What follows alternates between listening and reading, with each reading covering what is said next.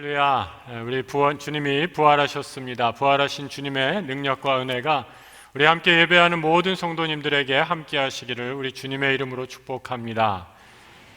해마다 부활절을 보내면서 만약에 우리 주님의 부활이 없었으면 어떻게 됐을까라고 생각해 봅니다.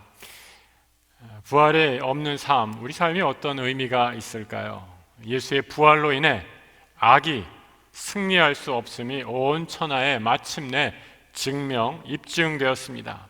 세상의 불의와 질병과 모든 고통, 이제 정의와 사랑으로 치유될 수 있음을 보여준 사건, 바로 우리 주님이 부활하신 사건입니다. 창조에 우리 하나님께서 모든 만물을 만드시고 보시기에 좋았다라는 회복의 선포가 다시 한번 부활을 통해 시작되는 놀라운 복음이 다시 복음의 메시지가 부활의 메시지인 것이죠. 예수님을 따르는 많은 제자들이 있었습니다. 우리가 예수님의 제자 하면 12제자들이 전부인 줄 알고 있지만 사실은 예수님을 따르는 제자들 가운데 이름 모를 여인들도 많이 있었습니다. 여성은 당시 사회적인 신분이 아주 낮은 그런 시기에 여성이 예수를 따라다닌다라는 것만으로도 예수의 제자들, 특히 여성 제자들을 보고 예수를 비난하는 사람들이 많이 있었습니다. 그래서 수많은 사람들, 특별히 바리새인들은 예수와 그의 제자들을 가리키면서 먹기를 탐하고 마시기를 즐겨하는 죄인과 세리와 함께 있는 자다라고까지 비난하기도 했죠. 여기서 죄인의 부류 가운데 하나 여성이 포함이 되죠. 예수님은 당시 함께 할 수 없는 죄인들, 특히 사회적으로 낮은 신분의 사람들과 함께하고 그들에게 복음을 전한 것이죠. 오늘 본문에서 예수의 부활을 처음 목격한 사람 가운데 하나가 막달라 마리아입니다. 안식일이 지남에 막달라 마리아와 야고보의 어머니 마리아와 또 살로메가 가서 예수께 바르기 위하여 향품을 사두었다라고 이렇게 말하고 있습니다. 아시는 것처럼 성경에 마리아라는 이름이 참 많이 등장하죠. 예수님의 어머니 이름도 마리아고 또 나사로의 남매 이름 가운데 마리아라는 이름도 있습니다. 당시 마리아라는 이름, 여성의 이름 가운데 아주 흔한 이름 가운데 하나였죠. 많은 제자들, 그 많은 제자들 중에 여성 제자, 또 그 여성 제자들 중에 오늘 막달라 마리아가 예수 부활의 첫 번째 증인이 되는 놀라운 영광을 누리게 되는 거죠. 막달라라는 말은 마리아의 출생지를 의미합니다. 막달레인이라는 곳이죠. 나사렛 예수 했을 때 나사렛이 예수님의 출생지가 되는 것과 마찬가지이죠. 여인들은 미리 향품을 사두었다라고 말합니다. 예수의 죽음을 준비한 것이죠. 같은 내용을 전하는 요한복음은 이렇게 기록되어 있습니다. 안식 후 첫날 일찍이 아직 어두울 때에 막달라 마리아가 무덤에 와서 돌이 무덤에서 옮겨진 것을 보았다라고 말씀합니다. 안식 후 첫날의 이른 새벽에 이제 막 동이 터오르는 순간에 막달라 마리아가 예수의 무덤으로 달려가고 있습니다. 왜 여인들일까? 왜 막달라 마리아일까? 본문을 보고 여성이 남성보다 더 신앙이 좋다라는 성급한 결론을 내리고 싶지는 않습니다. 하나의 사건으로 너무 일반화시키는 오류를 범할 수 있기 때문이죠. 그럼에도 불구하고 예수의 죽음 후에 남성 제자들은 다 사라져버리고 여성만이 부활의 첫 증인이 되었습니다. 남성 제자들은 예수가 이제 죽었으니까 다 끝났다라고 생각했을 수 있습니다. 스승이 십자가에 달려 돌아가셨는데 무엇을 더 할 수 있단 말인가 낙심하여 다 포기해서 이전 삶으로 돌아가 버리고 말았죠. 하지만 막달라 마리아로 대표되는 여성들은 달랐습니다. 한 가지 더 할 일이 있었던 것이죠. 예수의 죽음까지도 준비하고자 했던 것입니다. 그 이유, 사랑이 아니면 설명하기 어렵죠. 여인들은 예수를 더 사랑했기 때문에 그의 마지막까지 지키고자 했던 것입니다.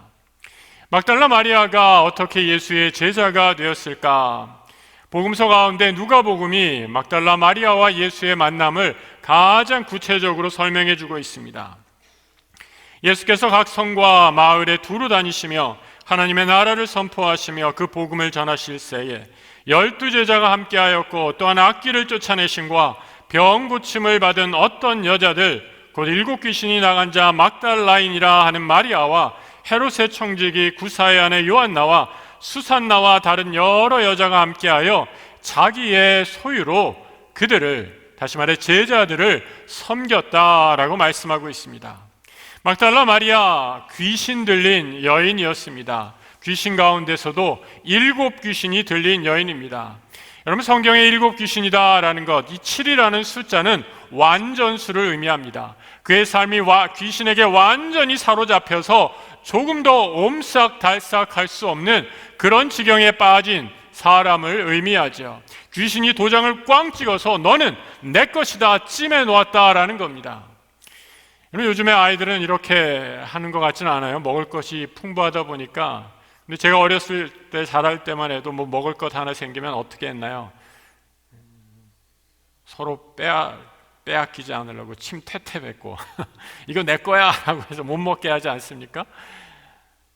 마치 사탄이 마리아에게 너는 내 거다 라고 찜해놨다는 거죠. 마리아는 예수를 만나 자신을 지배했던 7 귀신으로부터 마침내 해방과 자유를 누리게 되고 그 이후로 예수를 따르게 됩니다. 주님이 귀신 들린 자신의 삶에서 구해주셨습니다. 마리아에게 자신이 가진 것 모든 것을 드려도 아깝지 않을 그 주님을 위해 그 후로 헌신하게 되죠. 예수 시대에 여인의 이름이 이렇게 실명으로 기록이 되었다라는 것, 예수 제자 공동체 가운데 여성들, 우리가 모르는 여성들의 숨겨진 헌신이 얼마나 지대했는지를 보여주는 대목이죠. 사랑하는 마음은 있었지만 여인들이 무덤을 향해 달려가면서 가진 고민이 있었습니다. 해결되지 않은 문제였죠. 안식 후 첫날 매우 일찍이 해 돋을 때에 그 무덤으로 가며 서로 말하되 누가 우리를 위하여 무덤 문에서 돌을 굴려주리요. 여인들은 돌이 너무 커서 실망하고 절망하죠. 자신들의 힘으로 다 합해봤자 연약한 여인의 힘으로 무거운 돌을 도무지 굴릴 만한 능력도 없었기 때문입니다. 눈앞에 있는 돌을 생각하니 낙심하죠. 어깨가 젖을 수밖에 없고 시선은 바닥을 떨어질 수밖에 없습니다. 오늘 이 자리에 부활절 예배 드려 나오신 우리 모든 성도님들, 여러분의 삶들은 어떠십니까? 우리도 마찬가지 아닙니까?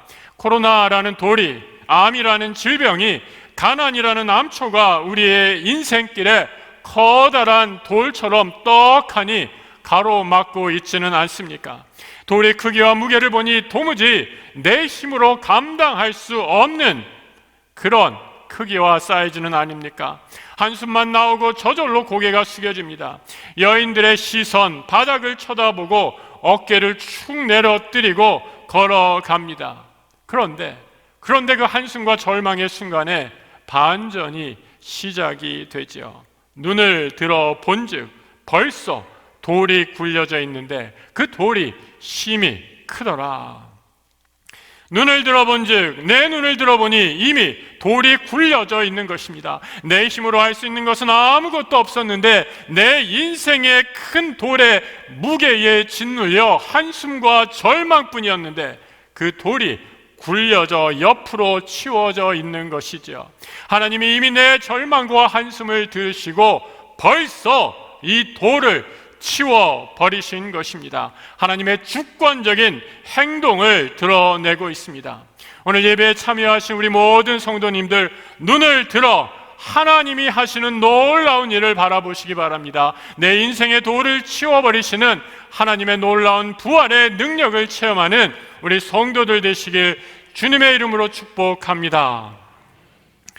하나님이 놀라우신 일을 바라본 여인들의 반응이 어떠했는가? 5절과 6절에서 이렇게 표현하고 있습니다. 무덤에 들어가서 흰옷을 입은 한 청년이 우편에 앉은 것을 보고 놀라매 청년이 이르되 놀라지 말라. 너희가 십자가에 못 박히신 나사렛 예수를 찾는구나. 그가 살아나셨고 여기 계시지 아니하더라. 여인들은 너무나 놀랐습니다.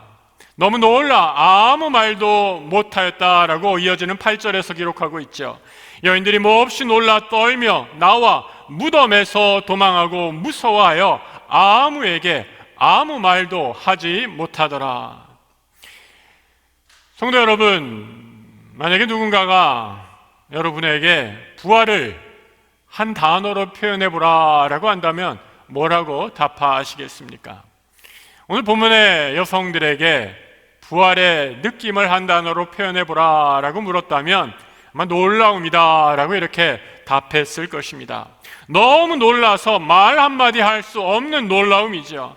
내가 아무리 재물이 많던, 내가 아무리 건강하던, 내가 아무리 지위가 높던, 여러분 우리가 다 아는 한 가지 사실이 있습니다.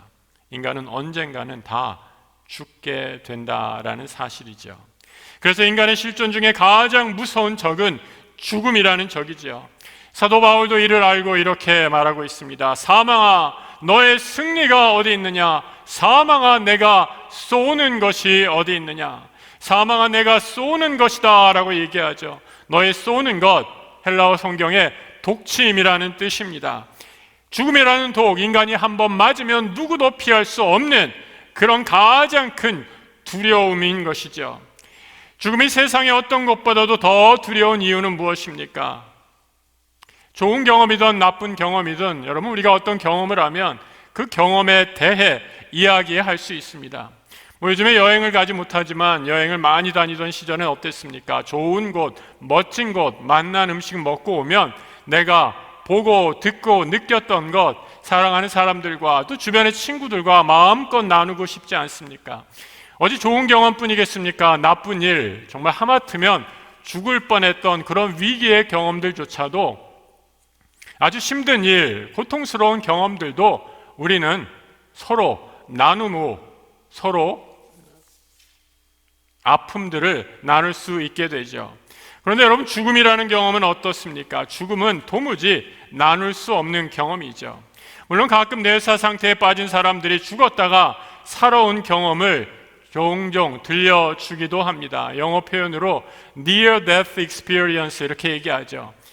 의사 죽음이다 이렇게 번역을 하는데 말 그대로 죽음 가까이 갔다가 살아 돌아온 것뿐이지 완전히 죽었다가 살아난 것은 아닙니다. 아무도 죽음을 경험하지 못하죠. 경험한 사람이 없기에 그 죽음에 대해 한 철학자는 이렇게 말합니다. 죽음은 주소를 남기지 않고 떠나는 것이다. 죽음은 주소를 남기지 않고 떠나는 것입니다. 죽음을 생각하면 그래서 인생이 허무하고 그렇게 불안해 올 수가 없죠. 언제 어떻게 떠날지 모르는 인생 아둥바둥하고 살고 있으니 말입니다. 그래서 죽음 앞에 살아가는 인간, 삶에 던져진 존재와 같은 그런 초라한 실존이기도 하죠. 그런데 이런 모든 죽음의 권세를 이기시고 우리 예수 그리스도께서 부활하신 것입니다. 있을 수 없는 일이, 생각할 수 없는 사건이 일어난 것이죠. 말로 표현할 수 없는 일이 눈앞에 펼쳐진 것입니다. 초대교회는 예수의 부활을 경험한 이후에 안식일이 아니라 안식 후 첫날, 바로 주일에 예배를 드렸습니다. 초대교회 성도들 박해 때문에 그들이 예배를 드릴 수 있는 유일한 장소는 바로 무덤이었습니다. 카타콤, 해골이 즐비한 장소였죠. 얼마나 무시무시하게 예배를 드리기에 적합하지 않은 그런 장소입니까? 하지만 그들은 죽음에서도 바로 예배를 드렸던 것입니다. 죽음의 그림자가 드려진 카타콤 천장에 한 그림이 있습니다. 아주 흐릿한 프레스코와 뽀브를 그린 그림. 그 그림의 주인공이 누구인가? 율법을 받은 모세도 아니고 위대한 왕 다윗도 아닙니다. 믿음의 조상 아브라함도 아니고 그 프레스코의 주인공은 바로 요나이지요. 예수 그리스도를 직접 그려놓을 수 없으니 예수 대신 요나를 대신 그려넣었습니다. 카타콤의 성도들은 요나 이야기를 묵상하면서 죽음의 골짜기에서 마치 요나가 물고기 뱃속에 들어갔다가 나온 것처럼 죽음을 이기시고 무덤을 깨뜨리시고 나오신 예수 그리스도를 묵상했던 것입니다. 사랑하는 성도 여러분, 오늘 부활절 이 아침에 예배를 드리는 우리 성도들, 우리의 예배가 어떠해야 합니까? 부활의 사건을 접한 여인들이 느낀 두려움과 기쁨 함께 어우러지는 예배이어야 하죠. 오늘 우리의 예배는 이런 부활의 기쁨과 감격을 상실하고 있지는 않습니까? 부활절을 그저 1년에 한 번 모이는 절기로만, 행사 정도로만 여기고 있지는 않습니까?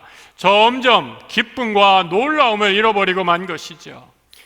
부활을 기념하는 우리 기독교 공동체, 바로 예배 공동체의 다른 모임과 다른 아주 특별한 특징이 하나 있습니다. 전혀 상반되는 두 가지 감정을 동시에 느끼는 곳, 어쩌면 모순되는 감정을 느끼는 곳이 바로 우리 예배의 자리이죠. 그 경험은 무엇입니까? 두려워하는데 동시에 기쁨이 충만한 것입니다. 여러분, 이상하지 않아요? 두려움과 기쁨이라는 그 두 개의 상반된 감정이 공존하는 것이 바로 예배입니다. 아주 오래전에 다윗은 예배 드리면서 이 두 가지 감정이 공존을 이렇게 노래하고 있습니다. 여호와를 경외함으로 섬기며 떨며 즐거워할지어다. 여호와를 경외함으로 섬기고 떨며 즐거워하라 라고 말씀하죠. 예배가 기쁨으로만 가득 차 있다면 세상의 기쁨을 추구하는 어느 모임과 다를 바 없을 것입니다. 이 세상이 전부이기 때문에 세상이 누리는 즐거운 것, 인생을 살아가는 것이 가장 현명하고 바람직한 태도다라고 여기고 살아갈 것이죠. 반대로 기독교 예배가 두려움만 가득한다면 어떻게 할까요?